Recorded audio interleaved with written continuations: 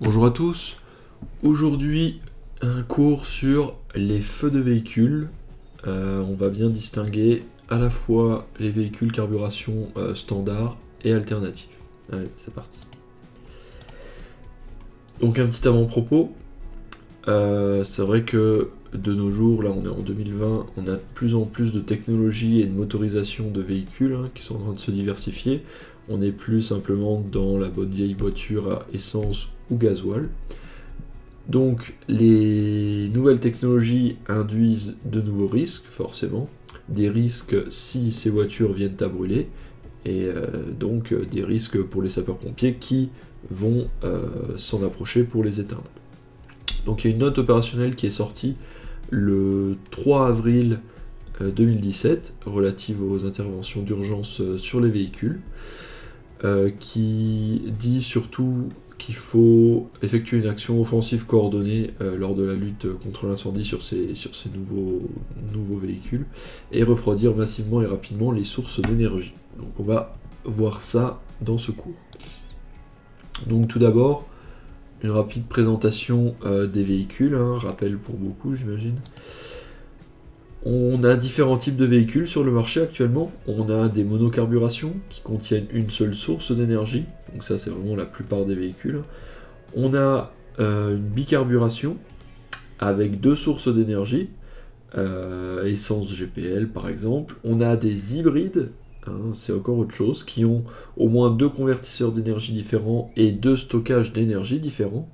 Le plus couramment, les véhicules hybrides, c'est des véhicules hybrides électriques, c'est-à-dire stockage de l'électricité sous forme de batterie et conversion de la batterie en énergie mécanique, plus de l'essence avec le réservoir d'essence et conversion de l'essence en énergie mécanique avec le moteur à explosion. Voilà.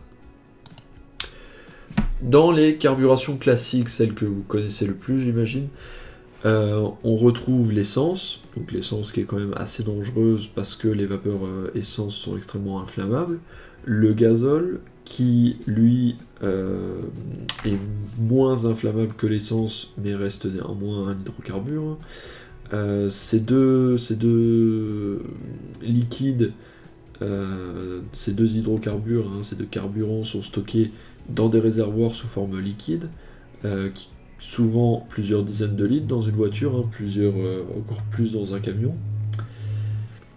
et contiennent des batteries de servitude 12 ou 24 volts pour lancer la voiture si on veut. Et bien sûr ces batteries servent aussi à tout ce qui est alimentation du matériel de bord, toute l'électronique embarquée dans la voiture. Voilà. Les carburations alternatives, cette fois-ci, gaz dans un premier temps. On a deux grands types de gaz. Gaz de pétrole liquéfié, qu'on appelle le GPL, qui est constitué de propane et de butane.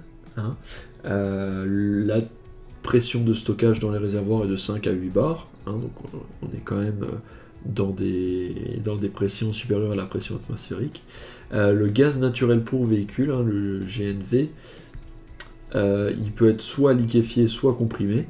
Alors liquéfié, c'est encore extrêmement rare pour ce qui est dans les véhicules. Nous, on va se consacrer presque exclusivement au gaz naturel comprimé, ici.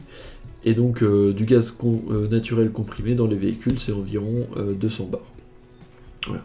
Dans tous les cas, on voit que tous ces gaz sont stockés à pression supérieure à la pression atmosphérique. Donc on va avoir des risques de blève sur leur réservoir, on verra ça plus tard. Les formes de stockage à l'intérieur d'une VL, généralement, ils sont au niveau du coffre. Soit un réservoir torique à l'emplacement roue de secours, soit un réservoir cylindrique à l'arrière dans le coffre. Donc ces réservoirs, comme je l'ai dit, contiennent des pressions supérieures à la pression atmosphérique. Retenez bien que c'est dans la partie arrière du véhicule.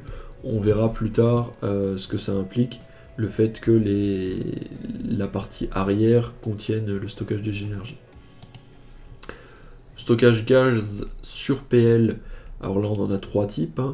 on a un bus au gaz naturel compressé, en partie en photo en haut à gauche ici. On a réservoir de gaz naturel compressé aussi sur un camion, et un autre camion ici qui contient des réservoirs de GPL. Voilà. Penchons-nous maintenant sur les carburations alternatives électriques. Donc on a l'électrique pure, avec utilisation de batteries pour stocker l'énergie. On prend comme exemple, je sais pas, les Tesla, les Renault Zoé, etc., qui sont des voitures électriques pures. On a des véhicules hybrides, comme j'ai expliqué tout à l'heure, qui contiennent une carburation classique, essence, gasoil, plus alternateur pour recharger les batteries électriques, plus moyen de conversion pour utiliser cette énergie électrique dans le moteur, en énergie mécanique. On a également le dihydrogène, H2, dihydrogène, qui est également un gaz comprimé de 350 à 700 bars dans des réservoirs, plus communément appelé véhicule à hydrogène. Alors pourquoi est-ce que je l'ai classé comme carburation alternative électrique? Et bien parce que l'hydrogène est juste là pour transformer, grâce à une pile à combustible, transformer le gaz dihydrogène en électricité.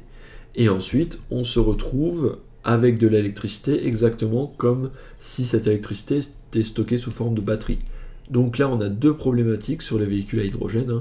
La problématique électrique, exactement comme une Renault Zoé, plus une problématique gaz, parce qu'on a un réservoir à stockage de gaz comprimé à des pressions élevées. On va passer rapidement donc sur 3 schémas. Ce premier, c'est un véhicule hybride rechargeable, donc hybride qui contient donc à la fois batterie électrique lithium-ion et également un réservoir à carburant, sûrement essence. En partie arrière, c'est de stockage d'énergie, donc deux stockages d'énergie distincts, essence et électricité, avec l'électricité qui active le moteur, qui fait tourner le moteur de façon électrique, et l'essence qui fait tourner le moteur de façon thermique, exactement comme un véhicule classique. Véhicule à hydrogène, quant à lui, donc avec une batterie de stockage de l'électricité qui va servir de batterie tampon. En dessous, on a les réservoirs à hydrogène et la pile à combustible ici. Donc en permanence, les réservoirs à hydrogène utilisent leur hydrogène dans la pile à combustible pour recharger la petite batterie, enfin petite, c'est relatif, la batterie électrique. Et ensuite, on a uniquement à l'avant de la voiture un système électrique de traction de voiture. Donc on a les problématiques exactement comme une voiture pleinement électrique, mais aussi le stockage de l'hydrogène sous forme de gaz. Et donc là on a la Renault Zoé classique, qui contient donc ces batteries dans une enveloppe de protection.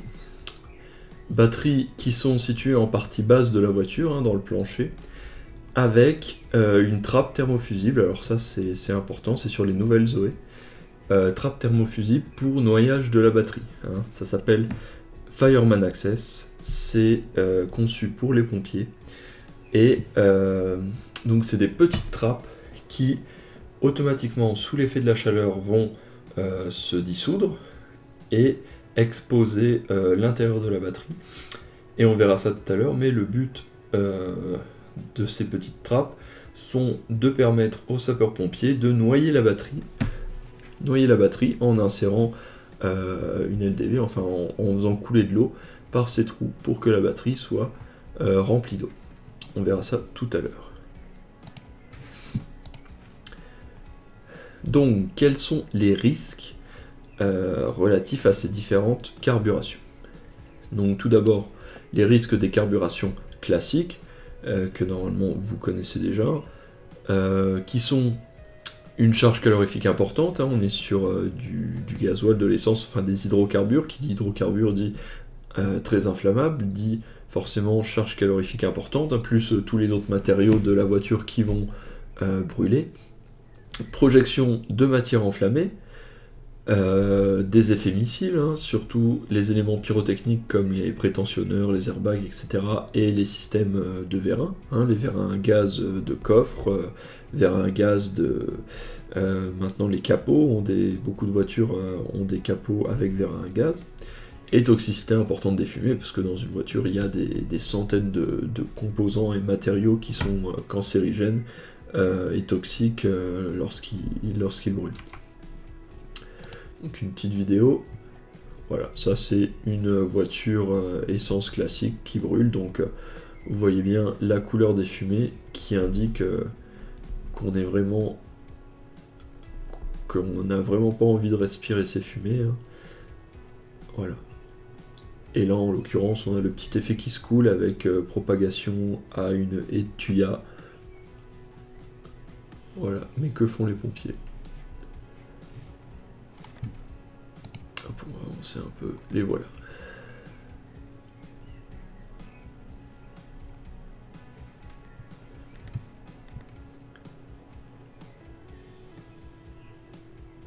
Voilà, voilà. Ah oui, j'ai oublié de dire, il y a aussi les pneus qui éclatent, hein, bien sûr. Voilà. Ensuite, une petite vidéo d'effet missile, hein. On va voir un petit vérin de coffre qui va s'envoler, voilà, hop, ça c'est un petit effet missile, hein. Donc voilà, là il a bien parcouru 10 mètres, on imagine si on est en train d'attaquer la voiture à la LDT, et ben c'est tout pareil. Et troisième petite vidéo, avec une bouteille de propane 13 kg dans le coffre de la voiture, parce que oui, on sait jamais ce que peut contenir la voiture, hein. La personne... Voilà, ça fait un gros boom. La personne peut être allée faire les courses juste avant et revient avec sa bouteille de gaz ou plusieurs bouteilles de gaz. Et ça, c'est d'autant plus vrai dans les véhicules utilitaires, les véhicules d'artisans qui sont plus susceptibles d'avoir des bouteilles de gaz, pourquoi pas de l'acétylène, etc. Voilà. Ensuite, les risques liés à la carburation électrique. Ben, tout d'abord, qui dit électricité dit électrisation des intervenants. Hein, on est sur de la haute tension, on est quand même sur du 400 volts. 400 volts, c'est une tension suffisante pour électriser un sapeur-pompier. Également l'emballement thermique de la batterie de traction. Donc emballement thermique, on verra ça dans la diapo juste après. C'est-à-dire... elle entre dans une réaction en chaîne, hein, le lithium qui compose la batterie entre dans une réaction en chaîne qui est impossible d'arrêter, et elle va faire que chauffer jusqu'à l'auto-inflammation. Bien sûr, dégagement de gaz toxique et corrosif quand la batterie est soumise au feu, hein, c'est du lithium qui est pas le meilleur des métaux, hein, pareil, cancérigène, toxique, etc. Et explosion du réservoir dans le cadre de véhicules hybrides. Là par contre on a la vidéo d'une Tesla à gauche en blanc qui va s'auto-enflammer. Voilà, la batterie un emballement thermique de la batterie avec une auto-inflammation. Alors en théorie c'est extrêmement rare, hein. Là on ne sait pas ce qui s'est passé avant la vidéo.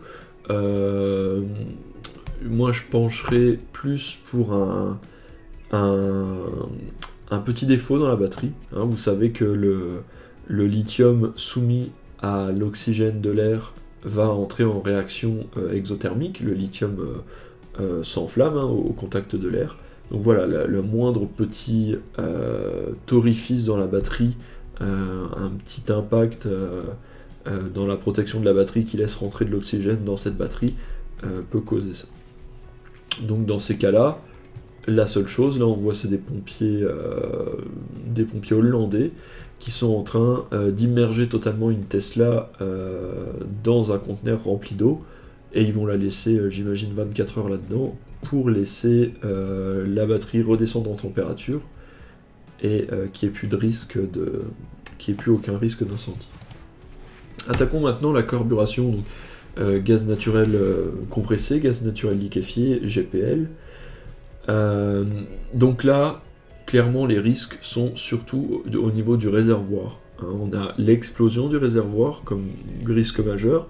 avec explosion de type blève. Hein. Donc, je vais faire un rappel sur ce qu'est le blève juste après. L'effet thermique de la torchère, oui, parce que on a des torchères qui vont se mettre en place pour soulager la pression excessive dans le réservoir. Et donc cette torchère peut être enflammée ou non, on verra.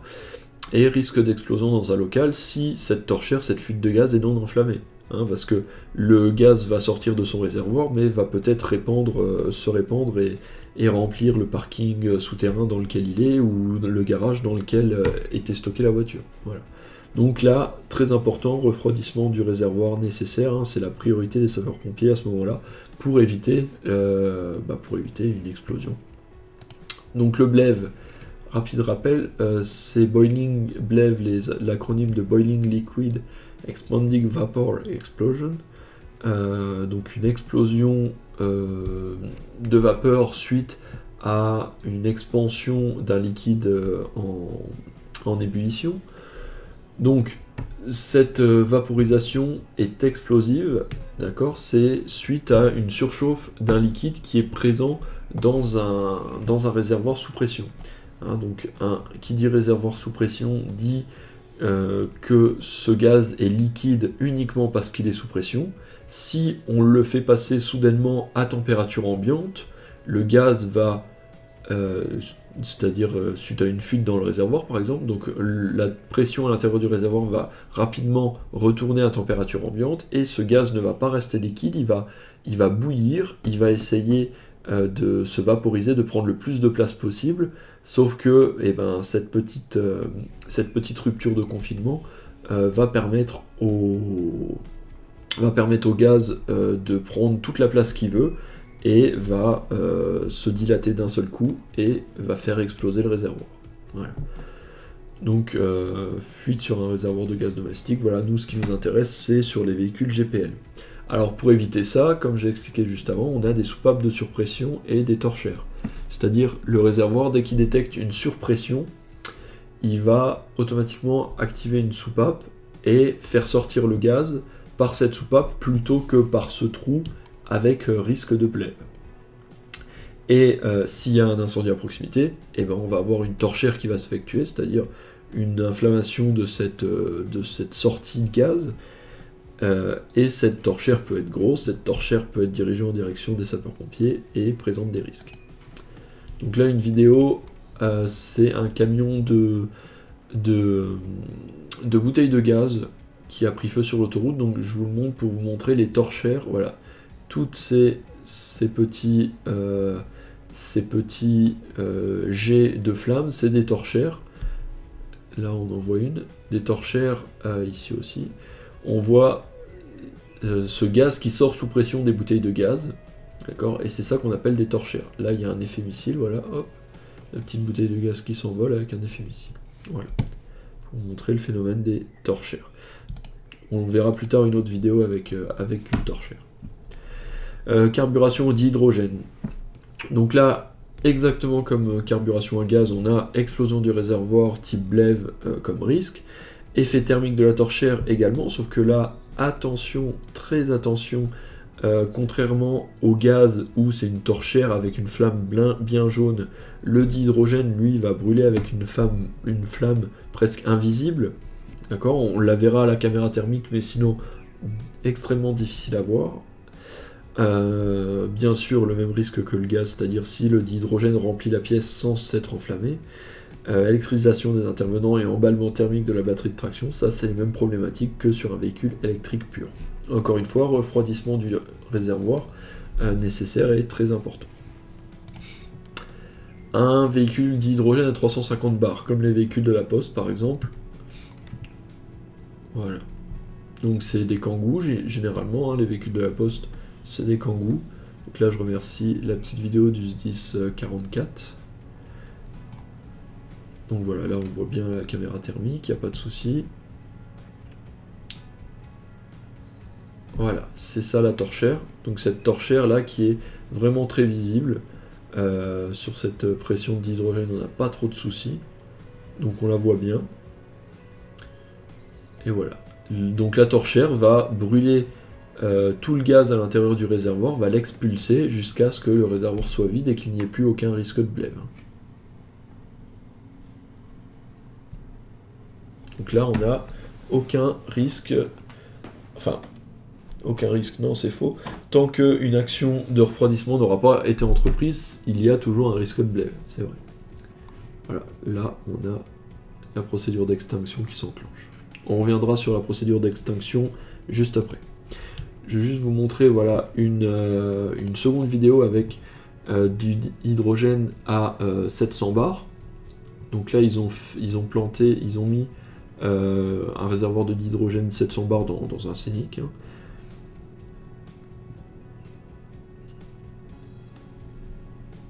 Voilà. Donc, des drapeaux ont été placés pour représenter les distances.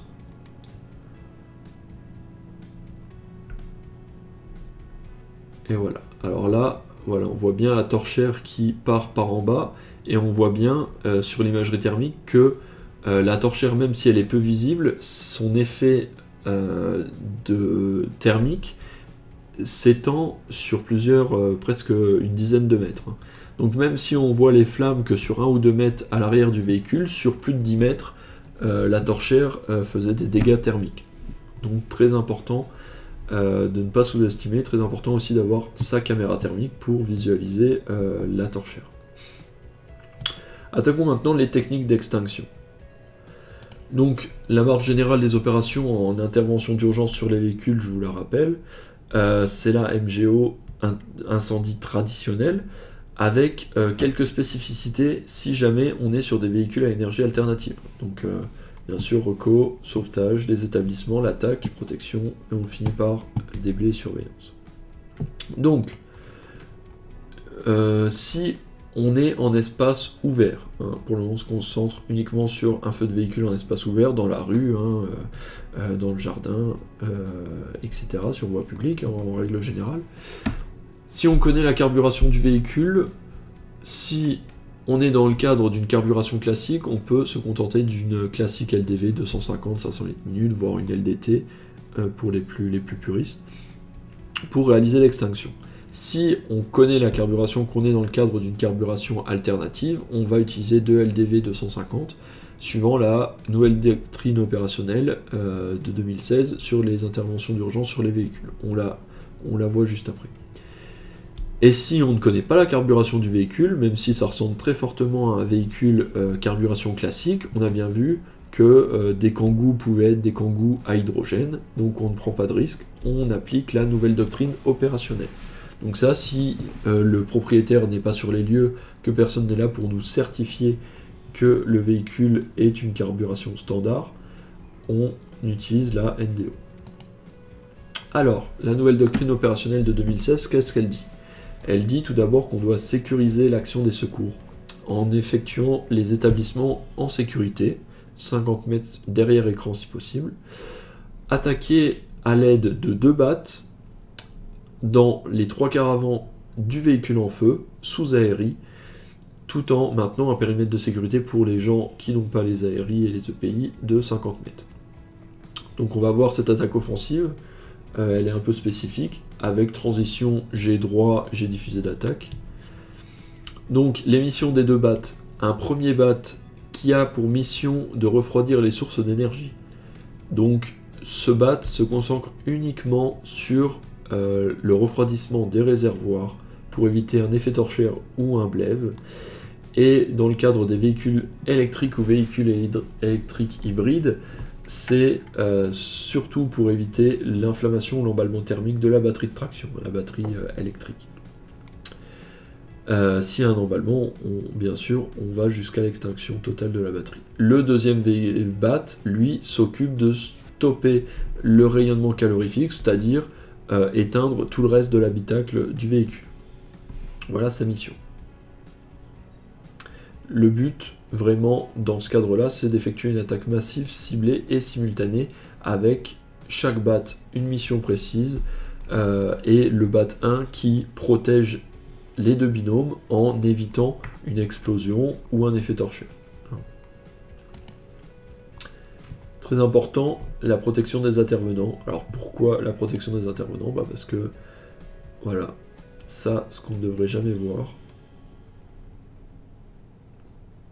Parce que voilà, même si c'est un simple véhicule qui brûle, on ne sait jamais, et là il va falloir refaire la peinture du FPT. Voilà. Et donc pourquoi 3/4 avant? Parce que on va regarder ça tout de suite sur les détails de la NDO, 3/4 avant, parce que j'ai dit qu'à l'arrière, on avait les sources d'énergie, les réservoirs. Donc ne pas s'approcher de l'arrière. Voilà. Donc si je reprends la nouvelle doctrine opérationnelle, comment elle doit être mise en œuvre, donc placement de l'engin à 50 mètres, avec établissement à plus de 50 mètres, en protection, ils auraient pu se mettre derrière le FPT pour être encore plus en protection, voilà. Donc bien sûr, si l'engin est à 50 mètres, il nous faut au minimum 50 mètres de tuyaux, donc de préférence, on déroule 3 tuyaux de 20 mètres, pour avoir au moins 60 mètres, voilà. Ensuite, deuxième phase, attaque à 250 litres minutes des deux binômes G plein 3/4 avant, hein. Alors encore une fois, pourquoi 3/4 avant? Parce qu'à l'arrière, on peut avoir des effets torchères, on peut avoir l'explosion du réservoir qui survient, parce que 3/4 avant, on a les montants, on a beaucoup plus de parties qui peuvent protéger le binôme si jamais il y a une explosion du réservoir, parce que si on est dans l'axe avant, on peut avoir des projections via le pare-brise avant, du réservoir ou autre. Voilà. Ensuite, arrivé à 10 mètres, donc progression rapide, arrivé à 10 mètres, les deux binômes passent en 250 litres minutes jet diffusé d'attaque pour pouvoir s'approcher en toute sécurité derrière ce jet diffusé d'attaque avec les deux binômes qui ont des actions bien définies. Hein, binôme 1, refroidissement de la source d'énergie, binôme 2, extinction de l'habitacle, avec, bien sûr, on évite de passer à l'arrière. Voilà, les deux zones de danger, la zone de danger avant, comme j'ai dit, c'est pour ça qu'on reste 2/3 avant, et toute la zone de danger arrière, qui est toute la partie derrière l'essieu arrière. Parce que explosion du réservoir, effet torchère, etc. Donc même pendant la phase d'extinction, on évite de passer à l'arrière. Hein. On éteint le plus possible, on effectue le plus possible de refroidissement en restant à l'avant du véhicule. Donc quelques vidéos. Donc voilà, un véhicule avec une torchère, voilà, bien visible. Donc voilà, on imagine bien pourquoi il ne faut pas passer derrière l'essieu avant, hein, parce que si on est en train de faire le tour avec son tuyau et que la torchère s'active, ça va faire mal. Voilà. Donc là vous venez de voir les deux binômes en action, qui sont passés de jet droit à jet diffusé d'attaque. Bon là ils ont un petit problème de longueur de tuyau, voilà, et voilà, la mission est réalisée. Donc un binôme extinction du réservoir, le deuxième binôme il est en train d'éteindre l'habitacle, enfin extinction, refroidissement du réservoir, pardon. Voilà.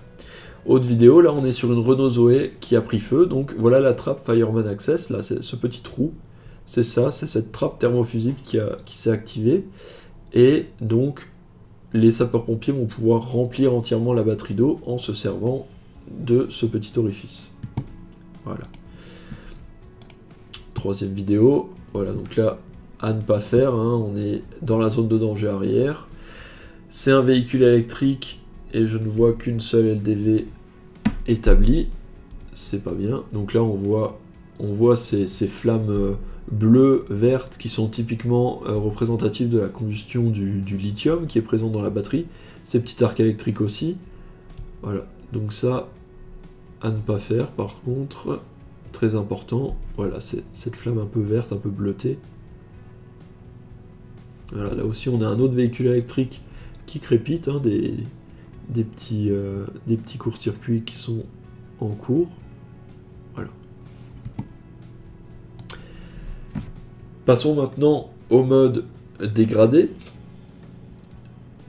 Mode dégradé, ou qu'on va aussi utiliser ou en espace clos, hein, dans des parkings, etc. Donc, on est en mode dégradé ou espace clos si c'est impossible d'accéder complètement au véhicule. Hein, imaginons le véhicule il est bloqué à l'intérieur du parking entre trois autres véhicules. où on n'a pas d'ARI opérationnel, ou pour une raison X ou Y, on n'a qu'une seule LDV dans notre fourgon. Donc cette fois-ci, on va entrer dans une phase de refroidissement massif à 500 litres minute, jet droit à 50 mètres, et en protection, dans le but de couper le rayonnement calorifique le plus rapidement possible, et se mettre en attente des renforts d'un deuxième fourgon qui lui sera complet et pourra venir parfaire l'extinction. Si jamais on est dans la possibilité d'accéder complètement au véhicule, et bien dans ce cas on reste comme ça et on vérifie à la caméra thermique la diminution de la chaleur, et une fois qu'il n'y a plus aucun risque de blève, on peut s'en approcher. Bus ou PL, alors là c'est encore une autre problématique, parce que les stockages des énergies sont très volumineux, sont vraiment énormes, donc beaucoup plus de risques. Cette fois-ci, la procédure dit qu'il faut concentrer l'action des deux lances sur le stockage, aucune lance ne s'occupe de l'habitacle dans un premier temps, vraiment diminuer la température du stockage pour éviter un gros blé, une grosse explosion. Et l'extinction de l'habitacle viendra dans un second temps, ou par un deuxième fourgon en cas de renfort. Généralement, on utilise un CCGC, CCIM, enfin des porteurs d'eau avec lance-canon, pour effectuer des refroidissements massifs à distance, avant d'engager du personnel et prendre des risques au niveau des sources d'énergie. Voilà. Voilà le cours sur les feux de véhicules, les interventions d'urgence sur les véhicules avec la nouvelle doctrine opérationnelle. Donc n'hésitez pas, si vous avez des questions, à me les poser en commentaire. Merci et à bientôt.